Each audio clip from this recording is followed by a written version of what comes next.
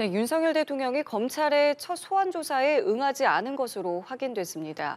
검찰은 지난 11일에 어제까지 출석을 통보했지만 윤 대통령이 응하지 않은 건데요.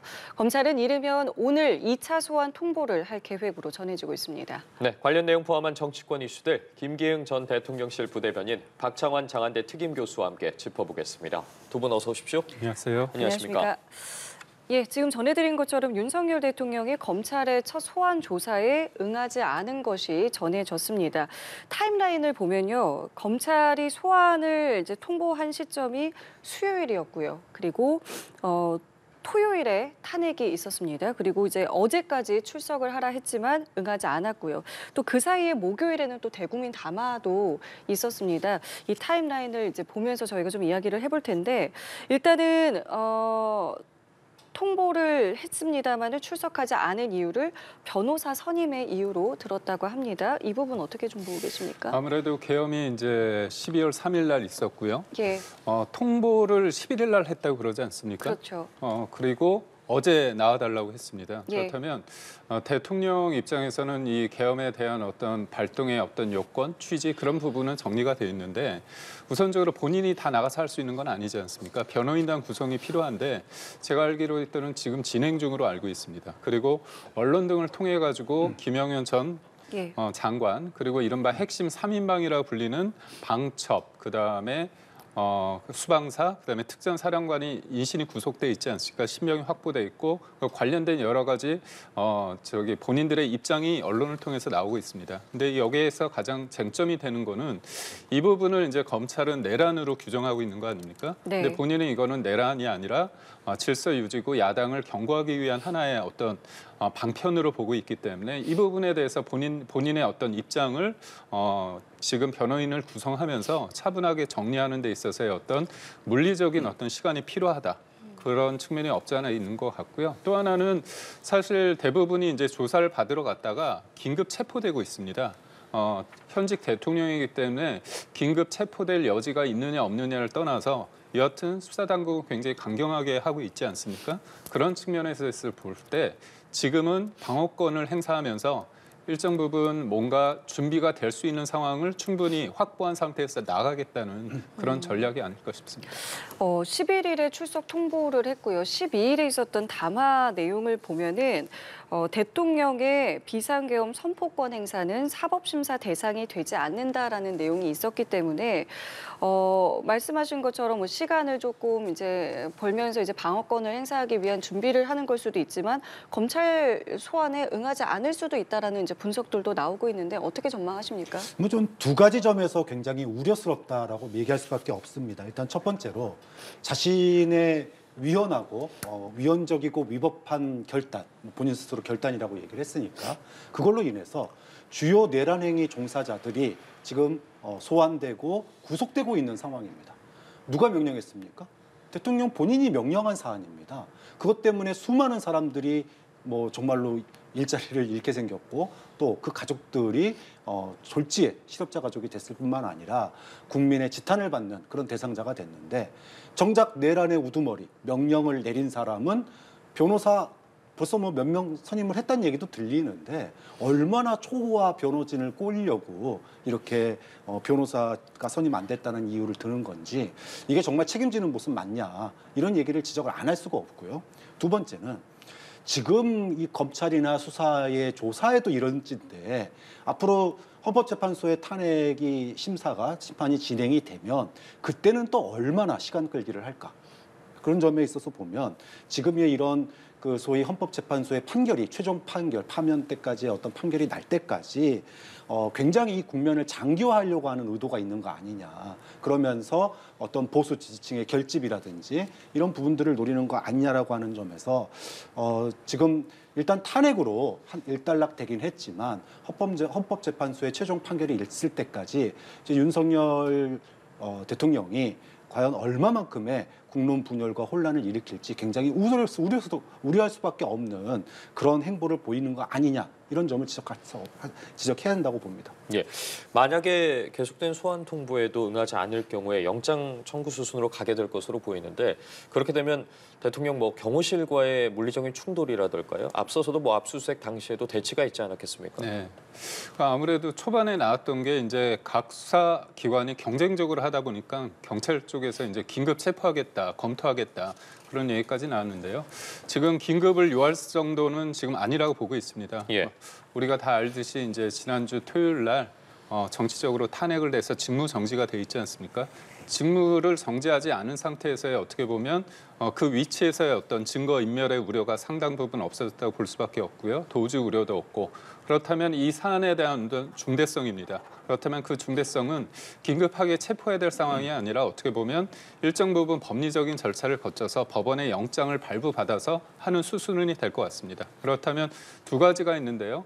체포영장이 될 수 있고 체포영장을 통해 가지고 만약에 그거를 이신을 구속하기 위해서 관저로 갔을 때 말씀하신 것처럼 경호차에 어떤 충돌이 있을 수 있다고 봅니다. 그렇지만 법원에서 정당한 어떤 절차를 통해 가지고 영장이 발부됐다면 그 부분에 있어서 그거를 회피하고자 했을 때 단순히 형사 사건뿐만이 아니라 지금 앞으로 진행될 헌재에서의 어떤 법적 다툼에 있어도 제가 볼 땐 유리한 상황은 아니거든요. 그런 측면에서 볼 때 수사기관이 사전 체포영장을 발부받아 집행을 할 때 당연히 저는 뭔가 이거에 대해 수용하지 않을까 싶은 생각이 있고요. 그렇지 않는다면 사전 구속영장을 발부받아서 그걸 집행할 가능성도 있다고 봅니다. 네, 헌법재판소 이야기해 주셨는데 저희도 앞서 헌법재판소 앞에 나가 있는 취재기자 연결해서 전해드렸듯이 오늘 오전 10시부터 이제 조금 전이었죠.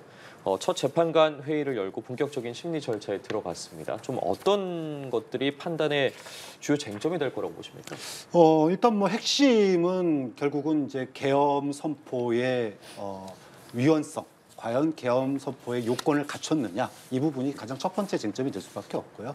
그리고 두 번째는 계엄 선포의 어떤 위헌성과 별개로 그것을 실행하는 과정에 있어서 국헌문란, 즉 국회 선관위 그리고 이런 주요 기관들의 소위 말하면 행사를 갖다가 막으려고 했던 또는 체포하려고 했던 그런 그 시도들이 내란에 해당하느냐 이 두 부분이 이제 가장 쟁점이 될 수밖에 없습니다. 앞서 우리가 1차 탄핵 심판 때는 외교 문제라든지 민생 문제라든지 몇 가지 13가지인가요? 여러 가지 혐의를 갖다가 기재를 했었는데 이렇게 될 경우에 이제 탄핵 심판이 길어질 수밖에 없잖아요. 그래서 이번 2차 탄핵 심판 때는 딱 계엄과 내란 이 부분만으로 한정 지었기 때문에 쟁점은 굉장히 간단하다. 다만 이 쟁점의 이 사안이 간단함에도 불구하고 이것이 미칠 여파는 굉장히 크기 때문에 헌법재판소가 오늘 일단은 크게 어떤 타임테이블을 만드는 과정이다라고 보시면 될 것 같아요. 누가 주심을 맡을지 또 이제 피고인이 되는 윤석열 대통령 측에다가도 이제 어떤 국회에서 이런 탄핵안이 나왔는데 거기에 대해서 할 말 있냐 이런 답변서도 받아야 되고 또 이것에 대해서 이제 증거를 보존할 그런 그 재판관도 임명을 해야 되고 그리고 이런 쟁점 사안에 대해서 우리나라의 과거 판례라든지 또 법리적인 문제를 연구할 수 있는 헌법연구관들의 TF도 구성해야 되고 이런 부분들이 오늘 이제 개략적으로 다 이루어지게 됩니다.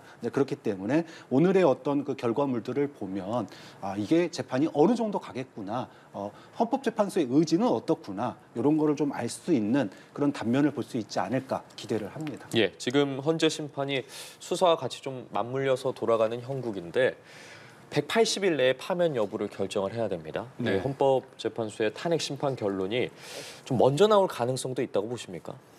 참 어려울 것 같습니다. 야당 입장에서는 우리 교수님이 말씀하신 것처럼 내란 혐의로 굉장히 특정했기 때문에 이거는 어떻게 보면 빨리 나올 수 있다 그런 말씀을 하시고 여당 쪽에서 그리고 제가 볼 때는 뭐냐면 내란이라 하면 기본적으로 그게 내란이 성립되는지 가장 기본적인 게 중요한 게 뭐냐면 대통령은 이거는 고도의 정치행위라고 규정하고 헌법적 결단이라고 말하고 있습니다. 그래 통치행위라는 거죠. 그렇다면 통치행위는 처벌할 수 없다, 형사상 처벌할 수 없다 이렇게 판단하고 있어요. 그렇다면 이거에 대해서 헌재가 우선 중요한 거는 심사가 가능한지 통치행위라고 하면 이거는 기각이 되는 겁니다. 그렇기 때문에 헌재에서 어떤 다툴 여지도 없는 거고요. 거기에서 만약에 헌재가 심사가 가능하다고 난 다음에는 뭐냐면 다음 단계에서는 위헌적이고 위법적인 상황이 어느 정도 명백한지를 보고 그 중대성을 봤을 때 이게 굉장히 중대하다고 보면 파면이 가능한 거잖아요. 그런 측면에서 볼 때 제가 볼 때는 대통령이 생각하는 부분은 뭐냐면 지금 현실적으로 엇갈리는 진술이 있지 않습니까? 김영현 전 장관, 그다음에 이른바 핵심 3인방이라고 하는 현장 지휘관들의 입장이 지금 대통령의 담화에서 나온 입장과 갈리고 있습니다. 예. 그렇다면 그 진실은 어디 있는가 그 부분은 명확한 어떤 증거나 그걸 뒷받침할 만한 어떤 자료 등이 있어야 되는 거 아닙니까? 그런 것들을 진술에 의존할 수는 없는 거 아닙니까? 그런 측면에서 대통령은 수많은 어떤 증인들을 채택해달라고 하고 어떤 증거 부분도 헌재나 그다음에 탄핵 소추를 하고 있는 정청래 탄핵소추위원장과 그쪽의 소추위원들과의 어떤 쟁점 속에서 어떤 거는 증거로 우리는 채택하겠다. 이거는 인정하지 못한다. 그렇다면 인정하지 못한다고 했을 때 또 증인들을 부를 수 있는 거 아닙니까? 그런 측면에서 봤을 때 이게 좀 확장이 될 수 있다. 간단히 말씀드리자면 개인 범죄가 아니라 내란이라는 것들을 규정하기 위해서는 집단적으로 이루어지는 거잖아요. 그렇다면 그게 굉장히 간단한 문제가 아닐 수 있다. 그렇게 보고 있습니다. 일단 앞서 얘기하신 부분에 대해서 뭐 일정이야 이제 쭉 진행되겠지만 예. 가장 핵심적인 쟁점은 윤석열 대통령이 국헌문란을 지시했느냐 이 부분이 가장 쟁점 아니겠습니까? 그러면 윤석열 대통령과 그 명령을 받은 사람들 간에 주장이 엇갈린다면 관련된 대통령의 비화폰, 핸드폰, 관련 통화 기록이라든지 내용들을 검찰이 또는 경찰이 수사당국이 입수를 해야 됩니다. 그리고 서로 엇갈린 주장을 하고 있기 때문에 각 당사자들의 대질신문도 필요합니다. 그러면 지금 이렇게 소위 말하면 관사에서 대통령 관사에서 숨어 있을 게 아니라 검찰 수사를 받으러 경찰 수사를 받으러 본인이 출두 조사를 받고 또 신속한 압수수색 영장이 집행되도록 해야 되는데 지금 앞서서 보였다시피 대통령이 시간 끌기를 하고 있고 사실 그 사이에도 지난 벌써 시간이 꽤 많이 지났지만 그 사이에도 대통령실의 SNS가 폭파되고 있는 그런 정황 증거들도 굉장히 많이 나왔었고 증거 인멸의 우려가 있는 상황에서 그럼 대통령의 조사가 신속히 이루어지지 않는다면 결국은 체포영장이나 구속영장을 통해서 대통령의 신병을 확보해야지만이 이런 부분들에 대한 향후에 어떤 그 법리적인 다툼의 시간을 줄일 수 있다. 그렇게 본다면 대통령이 적극적으로 수사 협조를 하든지 아니면 수사 협조를 하지 않는다면 오늘이라도 당장 체포영장을 발부가 돼서 관련된 자료들과 그리고 대통령의 신병을 확보하는 게 모든 사건, 지금의 대한민국의 불안정성을 빨리 해결할 수 있는 방법이다. 이 말씀 드리겠습니다. 알겠습니다. 지금 수사기관 헌재 빠르게 움직이고 있기 때문에 관련한 내용 들어오면 바로바로 전해드리도록 하겠고요. 지금 시각이 이제 10시 반을 조금 넘었습니다. 예정돼 있는 일정이라면 이제 한동훈 대표가 잠시 뒤에 이제 기자회견을 해서 자신의 거취에 대한 입장을 밝힐 것으로 보입니다. 어떤 내용들을 하게 될지 저희가 예단할 수는 없습니다만 일단 지금 여러 가지 흐름들로 봤을 때는 이제 당 대표직을 내려놓겠다라는 쪽으로 이제 무게가 좀 쏠리고 있는데요. 어떻게 좀 예상하십니까? 사실상 12월 14일 날 대통령이 직무 정지가 됐죠. 탄핵을 통해 가지고 가결이 돼서 그날 한동훈 대표도 직무 정지가 됐다고 봐야 됩니다. 사실상 그렇고 왜냐하면 지도부가 와야 되는 어떤 수순을 보면 선출직 최고위원 중에서 5명. 잠시만요. 네. 지금 바로 한동훈 대표가 모습을 나타냈는데요. 어떤 내용을 말할지 지금부터 함께 들어보시도록 하겠습니다.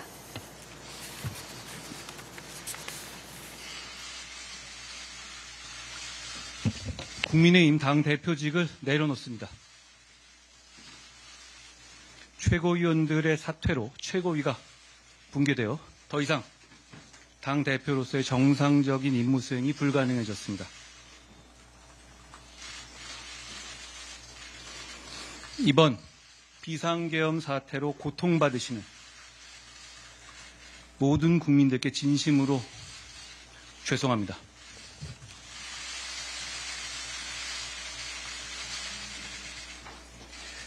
(2024년) 선진국 대한민국의 계엄이라니 얼마나 분노하시고 실망하셨겠습니까?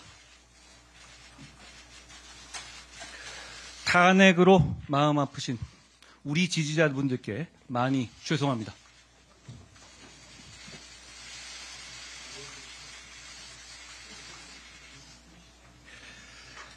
그런 마음 생각하면서 탄핵이 아닌 이 나라의 더 나은 길을 찾아보려 백방으로 노력했지만 결국 그러지 못했습니다. 모두가 제가 부족한 탓입니다. 미안합니다.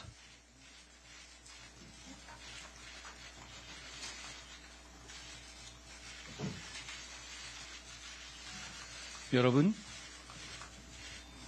우리 국민의힘은 12월 3일 밤 당대표와 의원들이 국민과 함께 제일 먼저 앞장서서 우리 당이 배출한 대통령이 한 불법 계엄을 막아냈습니다. 헌법과 민주주의를 지켰습니다. 저는 그것이 진짜 보수의 정신이라고 생각합니다. 제가 사랑하는 국민의힘의 정신이라고 생각합니다.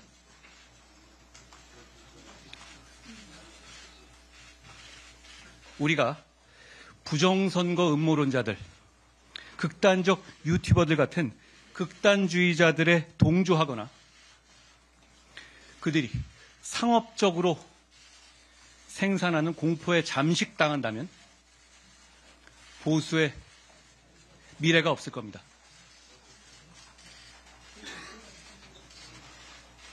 그날 밤 계엄을 해제하지 못했다면 다음 날 아침부터 거리로 나온 우리 시민들과 우리 젊은 군인들 사이에 유혈 사태가 벌어졌을 수 있습니다.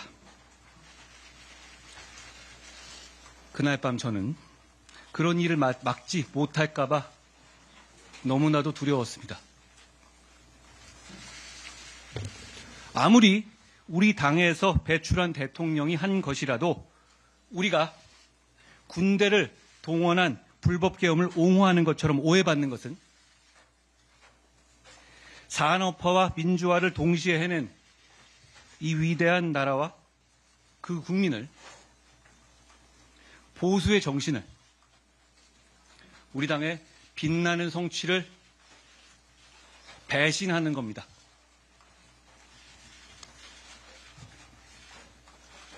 그제 의총장에서 일부 의원들의 격앙된 사퇴 요구를 받고 나올 때 어느 젊은 기자 한 분이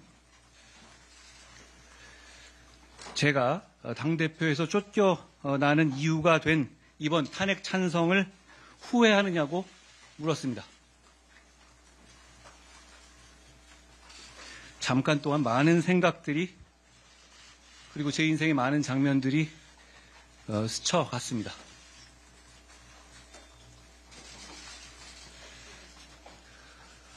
마음 아프신 우리 지지자분들 생각하면 참 고통스럽지만 여전히 후회하지 않습니다.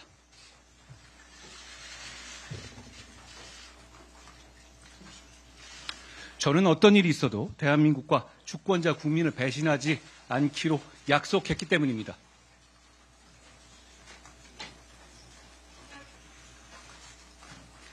하지만 계엄이 잘못이라고 해서 민주당과 이재명 대표의 폭주와 범죄 혐의가 정당화되는 것은 절대 아닙니다. 이재명 대표 재판의 타이머는 멈추지 않고 가고 있습니다. 얼마 안 남았습니다. 국민들께 감사드립니다. 비판해 주신 국민들께도 감사드립니다. 당원 동지들과 우리 당직자들께도 감사드립니다. 나라가 잘 됐으면 좋겠습니다.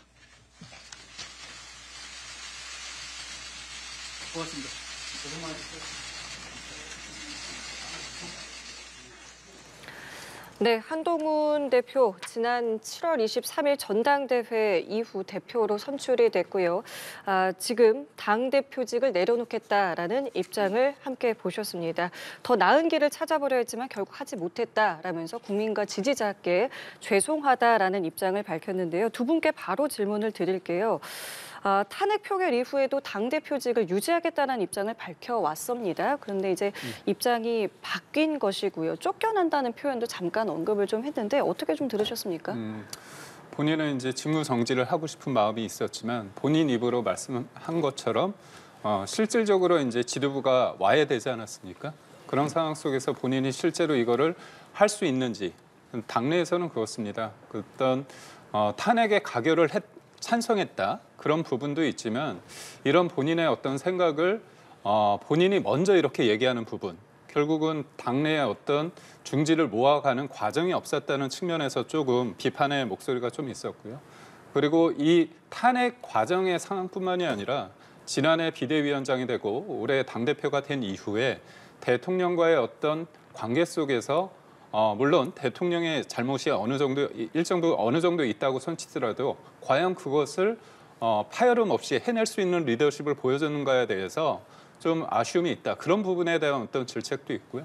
마지막으로 본다면 여하튼 대통령이 탄핵이 됐습니다. 그럼 집권 여당 대표로서 본인의 어떤 엄중함과 무거움과 그런 것들을 말을 하면서 사실상 본인의 거취를 의원들에게 위임을 하면 좋은데 그 부분에 있어서 그 현장에서 어떤 얘기가 오갔냐면 계엄을 내가 했느냐, 내가 투표를 했느냐, 약간 책임을 지지 않으려고 하는 그런 모습 때문에 어떤 파열음이 좀 커진 부분이 있습니다. 근데 오늘 사퇴를 하면서 한동훈 대표가 강조하고 싶은 지점은 세 가지인 것 같아요.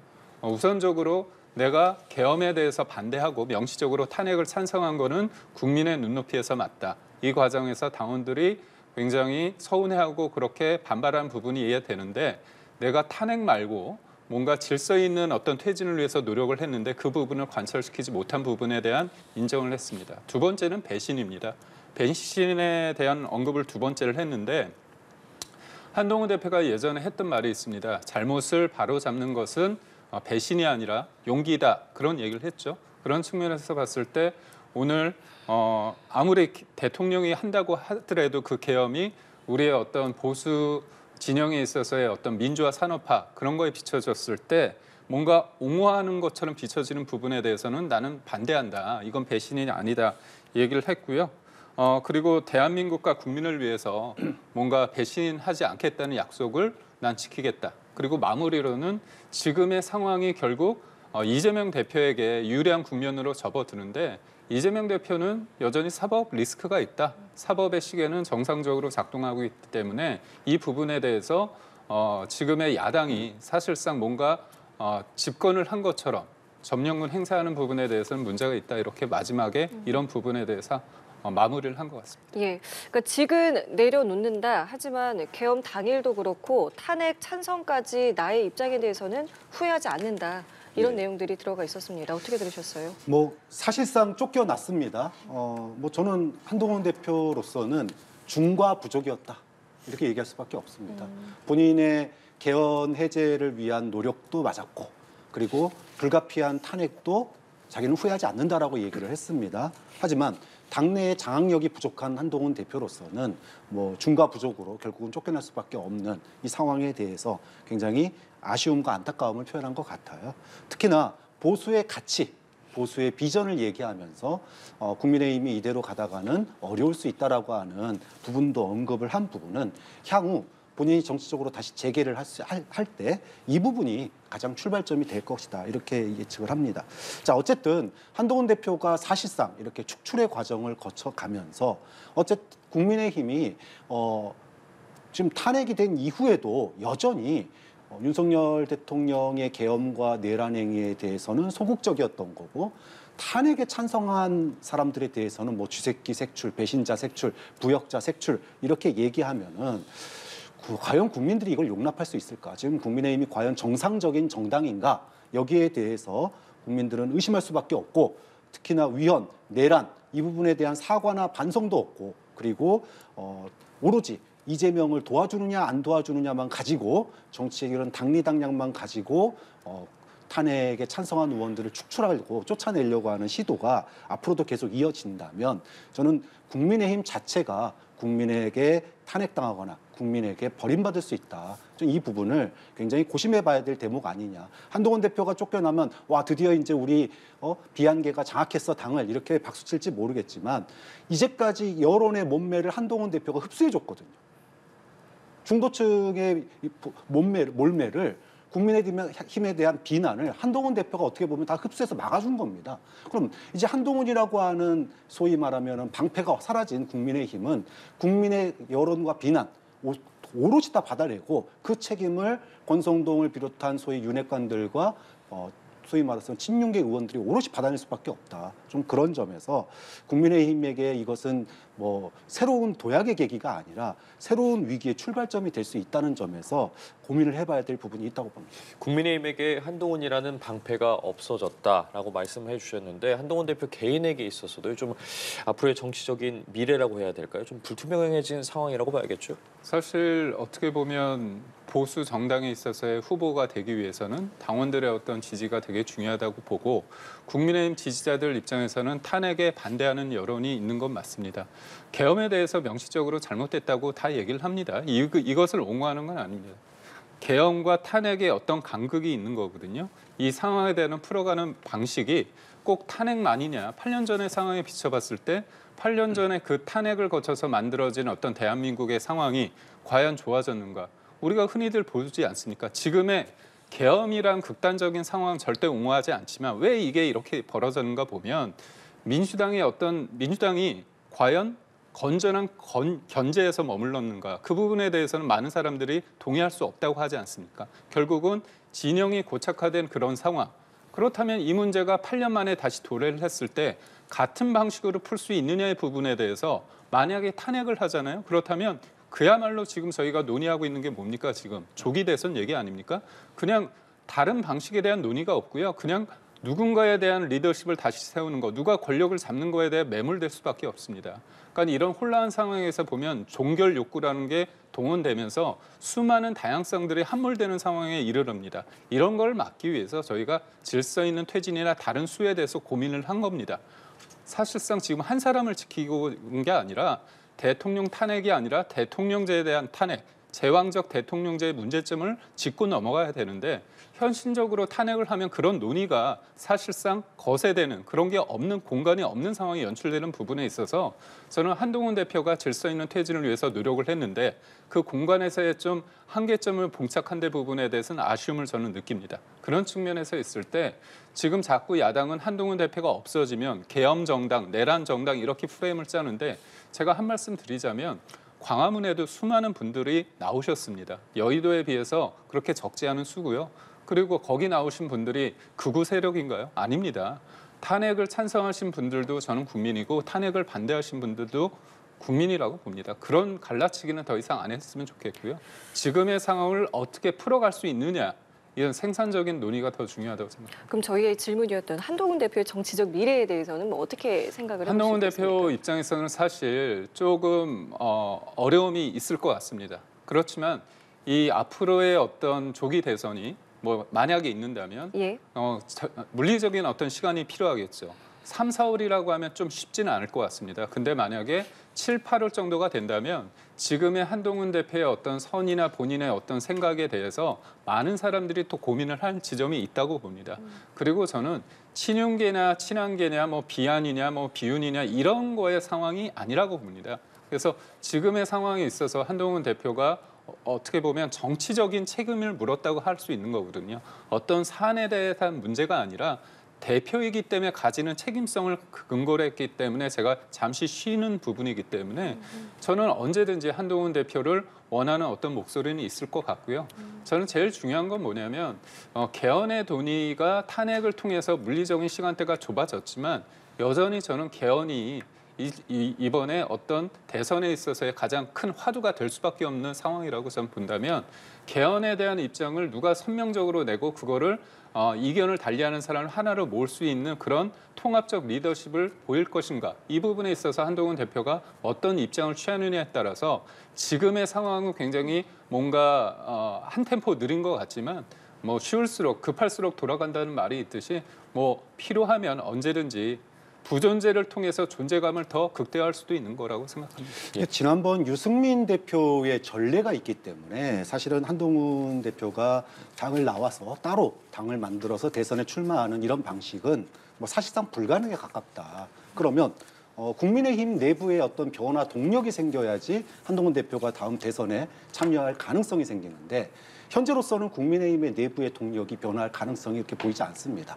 많은 경쟁자들, 예비 경쟁자들, 뭐 홍준표 시장이나 나경원 의원이나 모든 사람들이 이게 다 윤석열 대통령 탓이 아니라 한동훈 탓으로 지금 돌리고 있는 상황이잖아요. 그러면 수많은 경쟁자들이 한동훈에 대한 견제가 지금 들어가 있는 상황이고 또 탄핵에 대한 판결이 결국은 뭐 2월 말이나 3월 달을 돼야 나올 텐데 그러고 나서 2달 만에 이제 대선이 치러지는 거 아니겠습니까? 만약에 탄핵이 파면이 결정이 되면 그 짧은 시간 내에 국민의힘의 붕괴 속에서 한동훈 대표가 어떤 뭐 대체자 또는 어떤 보완제로서 대선 후보로 나가기에는 굉장히 어려움이 있을 것 같다. 그런 점에서 보면 한동훈 대표의 잠시 멈춤이 생각보다 좀 길어질 가능성이 있다. 결국은 국민의힘 친윤 중심으로 돌아선 그리고 극우 정당으로 돌아선 국민의힘이 헌법재판소의 탄핵 판결로 어떤 폭망의 당의 어떤 지지율의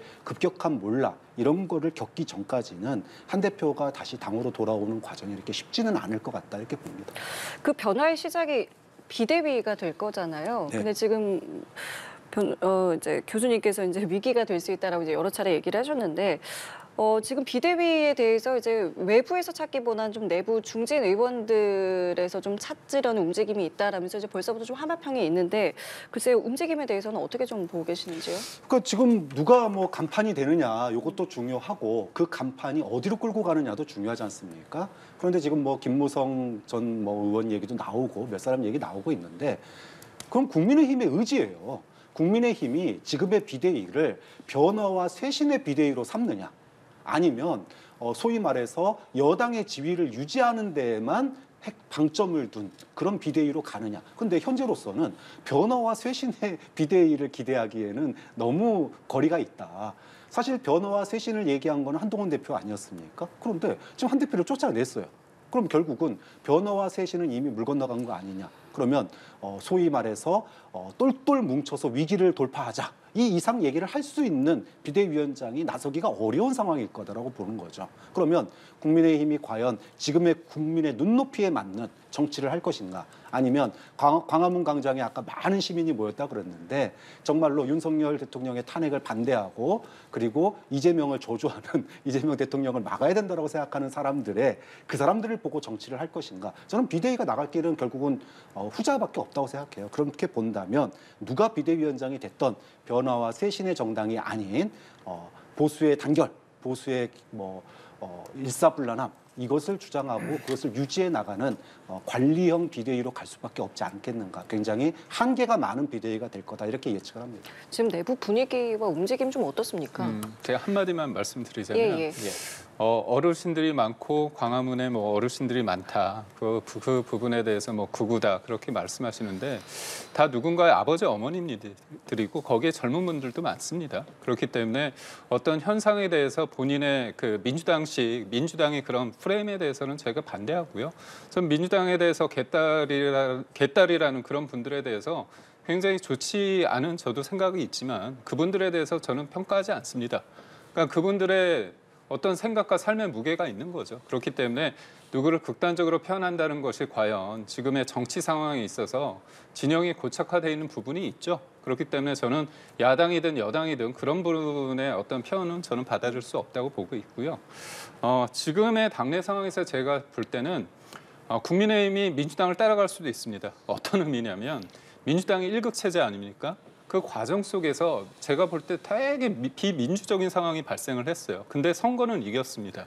그러다 보니 저도 실질적으로 선거를 뛴 사람 입장에서도 민주당이 저런 방식이 과연 이길 수 있을까 했는데 이겼단 말이죠. 잘잘못 떠나서 이겼습니다. 예. 이기고 나니까 그 이재명의 모든 그 당내에서나 아니면 저희가 볼 때 이재명의 리더십이 맞는 듯한 보이는 게 있어요, 현실적으로. 그러니까 제가 드리고 싶은 말씀은 뭐냐면 지금은 변화 쇄신도 중요합니다. 하지만 지금이 분열되지 않고 하나가 되는 게 더 중요하고요. 변화와 쇄신은 국민들에 대해 평가를 받고 만약에 조기 대선이 된다면 다양한 주자들이 서로의 목소리를 경쟁적으로 하다 보면 그건 당연히 변화의 쇄신과 그런 것들이 본물처럼 터져나올 수 있습니다. 그렇다면 그거의 어떤 변화의 쇄신을 하기 위한 플랫폼을 만드는 게 중요한데 지금 한동훈 대표가 이렇게 됐을 때 분열이 되거나 탈당을 하거나 뭐 분당이 된다고 했을 때 그거는 다음에 변화의 쇄신이 있을 수 없습니다. 그래서 단계적으로는 지금 시점에 있어서는 하나의 목소리가 중요하고 최근에 유승민 전 의원이 이 8년 전의 상황에 대해서 그렇게 말씀을 하시더라고요. 그때처럼 탈당을 해서 뭔가 만드는 부분 자기는 한동훈 대표한테 그런 거를 추천 안 하겠다 그런 말씀을 하시더라고요. 결국은 역사를 통해 가지고 뭔가 우리가 경험하는 것들이 있습니다. 그래서 저는 저희가 굉장히 어렵습니다. 저희가 반성할 부분도 많고 엄중하게 생각을 해야 된다고 보고요. 그렇지만 어떤 사안을 봤을 때 탄핵이 절대 진리고 탄핵을 반대하는 거는 문제다, 악마한다는 거는 예전에 8년 전의 상황과 똑같이 본다고 한다면 그건 답이 될 수 있습니다. 하지만 정작 탄핵에 찬성했던 국민의 의원 중에서 지금 권성동 의원이 반대를 하고 있습니다. 그 이유도 한번 들어보셔야죠. 너무나 정파적이고 우리가 극우고 내란이고 계엄을 동조한다 그런 프레임에 대해서 지금의 그런 프레임을 통해서 민주당이 얻고자 하는 어떤 정치적인 이익이 뭔지도 한번 생각해 보셨으면 합니다. 알겠습니다. 예. 이번에는 민주당 상황도 좀 살펴보도록 하겠습니다. 이재명 대표가 앞서 국정 정상화를 위해서 국정안정협의체를 제안을 했습니다. 오늘 오전이었죠. 9시 반쯤에 이재명 대표가 다시 입장을 밝히면서 국정안정협의체와 관련해서 국민의힘이 꼭 참여해 주기를 부탁한다고 다시 한번 재차 강조를 했습니다. 앞서 그런데 권성동 원내대표 같은 경우에는 여당은 여전히 우리다라고 하면서 거부하지 않았겠습니까? 좀 여당에서 참여할 거라고 보십니까? 그러니까 지금 뭐 여당의 단결, 단합 이런 얘기를 하시는데 과연 여당 맞습니까? 자, 대통령이 국민의힘 소속 당원이었습니다. 그렇게 해서 대통령이 됐기 때문에 여당이라고 그랬어요. 그러면 대통령의 직무가 정지가 됐습니다. 그럼 여당이라는 직책도 정지가 되는 거예요. 대통령이 다시 복귀할 때까지는 여당이 아니라고 봅니다. 자, 그러면 우리가 탄핵이라고 하는 중대한 것을 국민 여론에 반대해서 탄핵을 한 게 아니지 않습니까? 결국은 계엄과 내란이라고 하는 이 엄청난 시도에 국민들이 그걸 막은 거고 또 이런 국민의 요구가 단순하게 특정 연령대나 특정 지역의 요구가 아니었습니다. 국민의힘의 소위 정치적 텃밭이라고 하는 대구 경북 지역에서도 탄핵과 내란이라고 지적하는 의사 여론 지지율이 굉장히 높았어요.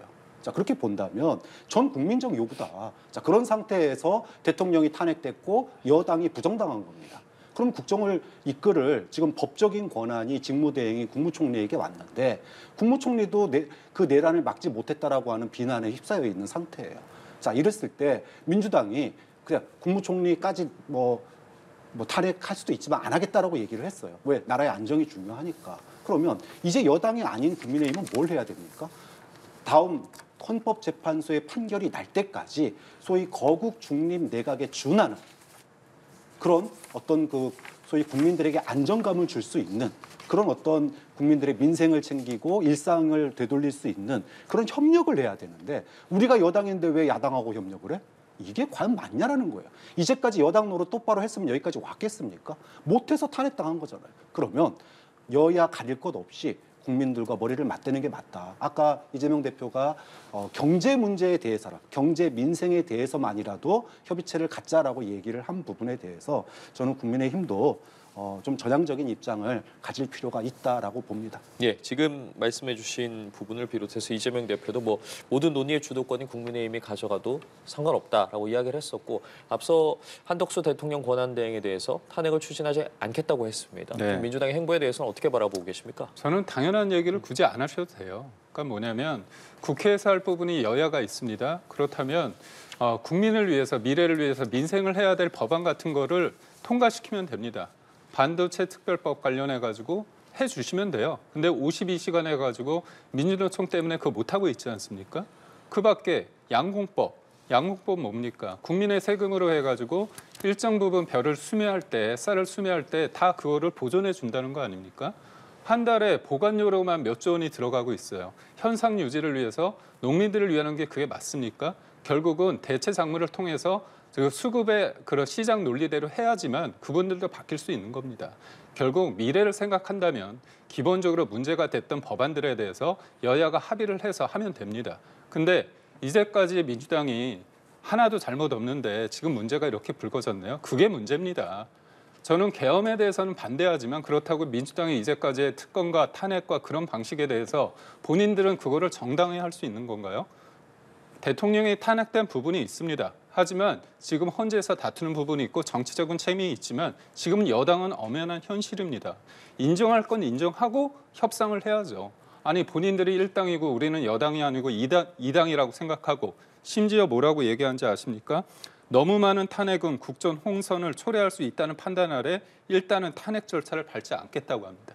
본인들도 알아요. 본인들도 알아요. 뭐냐면 많은 탄핵은 국정 혼선을 초래할 수 있다는 겁니다. 20몇 차례 탄핵을 했습니다. 국정 혼선을 초래하고 있어요. 자임한 겁니다. 인정한 겁니다. 이런 지금 야당의 태도에 대해서 국민들이 대통령에 대한 탄핵을 통해서 책임을 물었습니다. 하지만 지금의 민주당에 대해서 그렇게 온전적으로 보는 거 아닙니다. 그러니까 저는 그래요. 여야 합의해서 할 수 있는 부분이 있습니다. 여당도 할 수 있는데 본인들이 이 부분에 대해서 자기는 아무 잘못이 없는 양 이렇게 하는 태도가 과연 맞습니까? 알겠습니다. 한동훈 대표는 조금 전에 이제 기자회견에서 이재명 대표의 사법 리스크를 지적을 했습니다. 그리고 지금 국민의힘 안에서도 이제 이재명 대표의 사법 리스크가 늦어지면 안 된다, 재판이 지연되면 안 된다라면서 탄원서를 제출할 예정인데요. 어쨌든 지금 이재명 대표에게 공세가 좀 다시 집중되는 모양새입니다. 어떻게 좀 보고 계시는지요? 뭐 예상된 수순이다 이렇게 볼 수 있습니다. 사실 정상적인 국민이라면 탄핵은 탄핵이고 재판은 재판이다 이렇게 얘기를 할 거라고 생각해요. 결국은 탄핵도 헌법재판소에서 판결을 하듯이 이재명 대표에 대한 재판도 사법부가 판단을 할 거라고 봅니다. 여기에 대해서 나는 그 판결에 대해서 동의할 수 없어서 윤석열 대통령은 뭐 이재명 대표에게 소위 무죄를 준 판사를 체포하라고까지 이렇게 명령을 했다 그러는데 이런 식으로 사법부에 압박 가하지 않아도 사법부가 절차대로 판결을 할 거다. 또 그렇게 하는 게 맞다라고 봅니다. 이후에 뭐 만약에 대통령의 유고가 발생해서 정말로 탄핵이 돼서 직무가 이제 파면이 된다면 그때는 빠르게 대선으로 가기 때문에 그때 상황에서 소위 선거에 영향을 미칠 수 있는 그런 시점이 왔을 때 재판이 중지될지 말지도 그 재판부가 결정을 하는 거예요. 그렇기 때문에 이거는 사법부의 판단에 맡길 일이다 이렇게 보고요. 국민들은 지금 빠른 안정을 원합니다. 그럼 빠른 안정을 위해서 이재명만 보지 말고 저는 국민의힘이나 여권이 왜 이재명 그러는지 이해를 못 하겠어요. 국민을 보고 정치를 했으면 좋겠다. 그 말씀 꼭 드리고 싶습니다. 예. 네, 진짜 정치권이 국민을 보고 정치를 할 수 있도록 이재명 대표가 책임 있는 자세를 보였으면 좋겠어요. 뭐냐면 사람들은 선거라는 거는 뭐냐면 새로운 어떤 민주주의 꽃이기 때문에 새로운 리더십의 출발점, 굉장히 축복을 해야 될 상황입니다. 근데 2심이 늦어지고 3심이 어떤 사법 리스크가 없는 상황에서 혹시나 저는 그럴 가능성은 없다고 보지만 이재명 대표가 됐을 때 과연 사람들이 그걸 인정을 할까요? 그러니까 어떤 갈등이 해소되는 게 선거여야 되는데 갈등이 또 다른 갈등 이상으로 폭발하는 상황에 이르게 되는 겁니다. 그렇다면 제가 이재명 대표 무죄라고 확신한다면 저 그럴 것 같아요. 2심까지 최종심까지 했을 때 늦춰라. 우리 진짜 민생을 위해서 생각하다. 그런 얘기 못하지 않습니까? 왜 그러죠? 책임감 있게 한다면서요. 우리가 여당이 야당을 공격하는 그 지점을 확실하게 제거해 주시고 떳떳하게 하시면 됩니다. 근데 그렇지 않지 않습니까? 그런 관점에서 봤을 때 민생 중요합니다. 근데 저희한테 항상 그랬잖아요. 여당이 민생 얘기할 때 김건희 여사 관련해서 특검 통과하는 게 이게 민생이라면서요. 그럼 제가 돌려드릴게요. 이게 민생입니다. 국민을 위한 겁니다. 정치란 불확실한 가운데서 불확실한 거를 제거하고 길을 내는 겁니다. 지금 가장 중요한 불확실성이 누굽니까? 예, 이재명 대표입니다. 예, 알겠습니다. 오늘 오전부터 굉장히 바쁘게 정치권 소식들 들려오고 있는데요. 관련 내용들 김기흥 전 대통령실 부대변인 박창환 장한대 특임 교수와 함께 짚어봤습니다. 두 분 고맙습니다. 감사합니다. 고맙습니다.